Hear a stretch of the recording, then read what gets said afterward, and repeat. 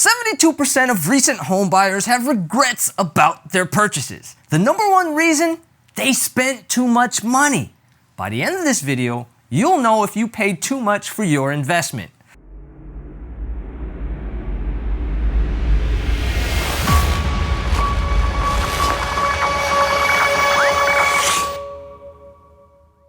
What's up, everybody? I'm Sean McMurray, co-host of BPM RIA Online, and this is Mr. $250 million in real estate transactions, my mentor, my good friend, president and owner of BPM RIA, Anish Dave. Hey, this is Anish Dave, CEO of BPM RIA, and we're here to make real estate investing made simple again. Okay, so the study conducted by Clever Real Estate was a small study and was geared towards the end home buyer. If you are watching this video, you are either considering investing in real estate or have invested in real estate and you're wondering if you paid too much. In this video, we are going to keep things focused on the following.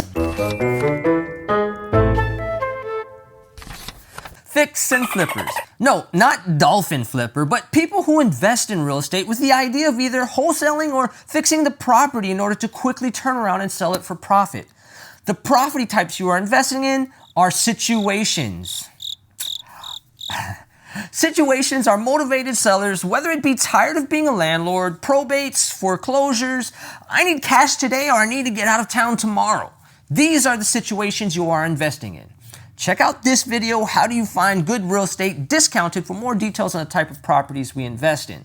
Lastly, the methodology you'll use to determine if you are paying too much for your investment property is the 70% rule. The 70% rule states an investor should pay no more than 70% of the home's after repair value minus any repair costs. Before we get into the 70% rule, let's discuss 3 quick and easy ways to tell if you paid too much for your investment property. When you submitted your offer, did they first laugh at you and then accept it before you even finished? Had you feeling a bit like Dr. Evil from Austin Powers? We get the warhead and we hold the world ransom for $1 million. What do you think, Anish? Am I crazy here? Sean, you're not even close to crazy. When they take your first offer, you probably offered way too much. They're already smiling all the way to the bank. And they're actually already spending the extra money that you already gave them. Did you pay over asking price and without conducting an inspection? Got him! If you were part of the 30% of Americans over the past 6 months who paid up to $50,000 over asking price, didn't ask for any concessions, and even skipped out on inspections, have you ever received an email from a Nigerian prince? I'm not saying you got scammed, but all jokes aside, I'm not addressing home buyers whose situation dictated they needed to get a home immediately. But you investors, Don't you think you should be ashamed of this? Anish, am I right or am I right? Sean, you are exactly right. What was happening was FOMO, fear of missing out. You wanted a property so bad, you weren't patient. Remember, we keep talking about patience, especially you investors. Look for the right deal, look at the right numbers. The number one way to tell if you paid too much for the property is, drum roll please. You've already bought the property before you watched this video, fixed it up, put it on the market, but no one is buying it. So you continue to drop the price to the point that you're losing money on the deal. This seems so obvious, but Anish, how many calls do you receive a week from people who are upside down on their deals? Yeah, Sean, you know what? I get 3 to 5 calls a week of people getting themselves in bad deals. They have no idea what they're doing, they're panicked, and the only answer sometimes is either you're gonna take a loss or you're gonna be stuck with a property with negative cash flow. It's a challenge. No one ever brags about how they overpaid for a property. The resolution to all of this is to apply what is called the 70% rule as you analyze your deals. Anish, what is the 70% rule and how can investors apply it to the analysis of their property? So generally, Sean, we want to figure out after repair value. How do we figure out after repair value?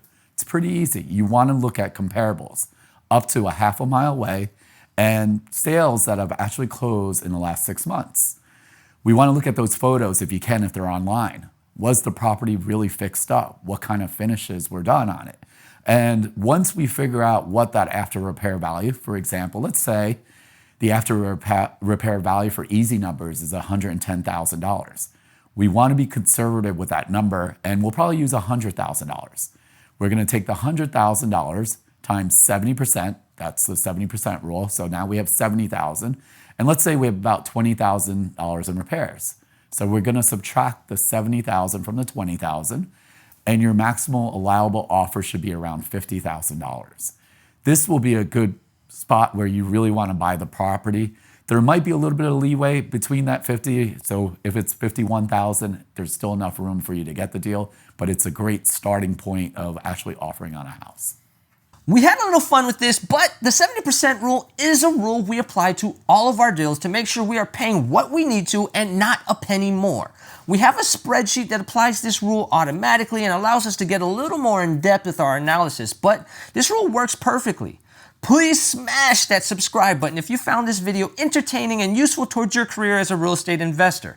I would love to hear how you applied the rule in the comments below. Anish, final words. Yeah, Sean, so at the end of the day, you got to go out there and talk to sellers. Make those offers. Sitting on the sidelines will get you nowhere. This game is really about talking to people, looking at properties, and the more offers you make, the more likely you are to get a deal. And we're out.